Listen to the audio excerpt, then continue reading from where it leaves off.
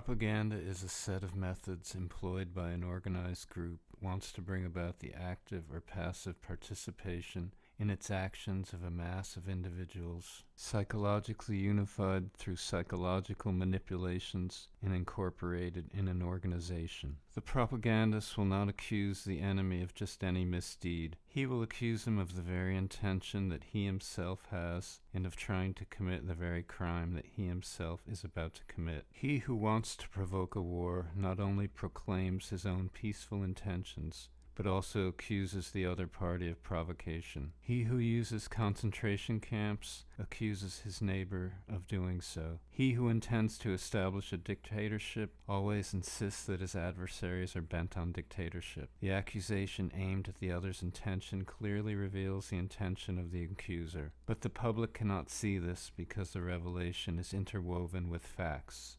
Orthopraxy. We now come to an absolutely decisive fact. Propaganda is very frequently described as a manipulation for the purpose of changing ideas or opinions, of making individuals believe some idea or fact, and finally of making them adhere to some doctrine, all matters of the mind. Or to put it differently, propaganda is described as dealing with beliefs or ideas. If the individual is a Marxist, it tries to destroy his conviction and turn him into an anti-Marxist, and so on. It calls on all the psychological mechanisms, but appeals to reason as well. It tries to convince, to bring about a decision, to create a firm adherence to some truth. Then, obviously, if the conviction is sufficiently strong, after some soul-searching, the individual is ready for action. This line of reasoning is completely wrong. To view propaganda as still being what it was in 1850 is to cling to an obsolete concept of man and of the means to influence him. It is to condemn oneself to understand nothing about modern propaganda. The aim of modern propaganda is no longer to modify ideas, but to provoke action. It is no longer to change adherence to a doctrine, but to make the individual cling irrationally to a process of action.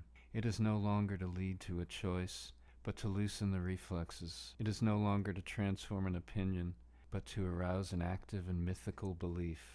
Let us note here in passing how badly equipped opinion surveys are to gauge propaganda. We will have to come back to this point in the study of propaganda effects. Simply to ask an individual if he believes this or that, or if he has this or that idea, gives absolutely no indication of what behavior he will adopt or what action he will take. Only action is of concern to modern propaganda, for its aim is to precipitate an individual's action with maximum effectiveness and economy. The propagandist, therefore, does not normally address himself to the individual's intelligence, for the process of intellectual persuasion is long and uncertain, and the road from such intellectual conviction to action even more so. The individual rarely acts purely on the basis of an idea. Moreover, to place propaganda efforts on the intellectual level would require that the propagandists engage in individual debate with each person, an unthinkable method. It is necessary to obtain at least a minimum of participation from everybody. It can be active or passive, but in any case it is not simply a matter of public opinion. To see propaganda only as something related to public opinion implies a great intellectual independence on the part of the propagandee, who is, after all, only a third party in any political action, and who is asked only one opinion. This obviously coincides with the conception of liberal democracy, which assumes that the most one can do with a citizen is to change his opinion in such a fashion as to win his vote at election time. The concept of a close relationship between public opinion and propaganda rests on the presumption of an independent popular will. If this concept were right, the role of propaganda would be to modify that popular will, which of course expresses itself in votes. But what this concept does not take into consideration is that the injection of propaganda into the mechanism of popular action actually suppresses liberal democracy, after which we are no longer dealing with votes or the people's sovereignty. Propaganda therefore aims solely at participation. The participation may be active or passive. Active if propaganda has been able to mobilize the individual for action. Passive if the individual does not act directly but psychologically supports that action. But one may ask, does this not bring us right back to public opinion? Certainly not, for opinion leaves the individual a mere spectator who may eventually, but not necessarily, resort to action. Therefore, the idea of participation is much stronger. A supporter of a football team, though not physically in the game, makes his presence felt psychologically by rooting for the players, exciting them, and pushing them to outdo themselves. Similarly, the faithful who attend Mass do not interfere physically in the Mass, but their communicant participation is positive and changes the nature of the phenomenon. These two examples illustrate what we mean by passive participation obtained through propaganda.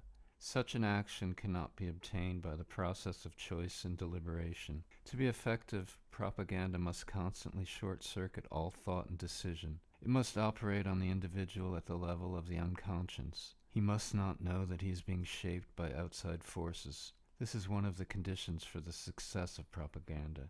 But some central core in him must be reached in order to release the mechanism in the unconscious, which will provide the appropriate and expected action. We have just said that action exactly suited to its ends must be obtained. This leads us to state that if the classic but outmoded view of propaganda consists in defining it as an adherence of man to an orthodoxy, true modern propaganda seeks, on the contrary, to obtain an orthopraxy, an action that in itself, and not because of the value judgments of the person who is acting, leads directly to a goal, which for the individual is not a conscious and intentional objective to be attained, but which is considered such by the propagandist. The propagandist knows what objectives should be sought and what actions should be accomplished, and he maneuvers the instrument that will secure precisely this action. This is a particular example of a more general problem, the separation of thought and action in our society. We are living in a time when systematically, though without our wanting it so, action and thought are being separated. In our society, he who thinks can no longer act for himself. He must act through the agency of others, and in many cases he cannot act at all. He who acts cannot first think out his action, either because of lack of time and the burden of his personal problems, or because society's plan demands that he translates others' thoughts into action. And we see the same division within the individual himself, for he can use his mind only outside the area of his job in order to find himself, to use his leisure or to better himself, to discover what best suits him, and thus to individualize himself. Whereas in the context of his work, he yields to the common necessity, the common method, the need to incorporate his own work into the overall plan. Escape into dreams is suggested to him while he performs wholly mechanized actions. Propaganda creates the same division. Of course, it does not cancel out personality. It leaves man complete freedom of thought, except in his political or social action, where we find him channeled and engaged in actions that do not necessarily conform to his private beliefs. He even can have political convictions and still be led to his act in a manner apparently contradictory to them. Thus, the twists and turns of skillful propaganda do not present insurmountable difficulties. The propagandist can mobilize man for action that is not in accord with his previous convictions. Modern psychologists are well aware that there is not necessarily any continuity between conviction and action, and no intrinsic rationality in opinions or acts. Into these gaps in continuity, propaganda inserts its lever. It does not seek to create wise or reasonable men, but proselytes and militants. This brings us back to the question of organization. For the proselyte, incited to action by propaganda, cannot be left alone, cannot be entrusted to himself. If the action obtained by propaganda is to be appropriate, it cannot be individual, it must be collective. Propaganda has meaning only when it obtains convergence, coexistence of a multiplicity of individual action reflexes, whose coordination can be achieved only through the intermediary of an organization. Moreover, the action reflex obtained by propaganda is only a beginning, a point of departure. It will develop harmoniously only if there is an organization in which, and thanks to which, the proselyte becomes militant. Without organization, psychological incitement leads to excesses and deviation of action in the very course of its development. Through organization, the proselyte receives an overwhelming impulse that makes him act with the whole of his being. He is actually transformed into a religious man in the psychosociological sense of the term. Justice enters into the action he performs because of the organization of which he is a part. Thus his action is integrated into a group of conforming actions. Not only does such integration seem to be the principal aim of all propaganda today, it is also what makes the effect of propaganda endure. For action makes propaganda's effect irreversible. He who acts in obedience to propaganda can never go back. He is now obliged to believe in that propaganda because of his past action. He is obliged to receive from it his justification and authority, without which his action will seem to him absurd or unjust, which would be intolerable. He is obliged to continue to advance in the direction indicated by propaganda, for action demands more action. He is what one calls committed, which is certainly what the Communist Party anticipates, for example, and what the Nazis accomplished. The man who has acted in accordance with the existing propaganda has taken his place in society. From then on, he has enemies. Often he has broken with his milieu or his family. He may be compromised. He is forced to accept the new milieu and the new friends that propaganda makes for him. Often he has committed an act reprehensible by traditional moral standards and has disturbed a certain order. He needs a justification for this,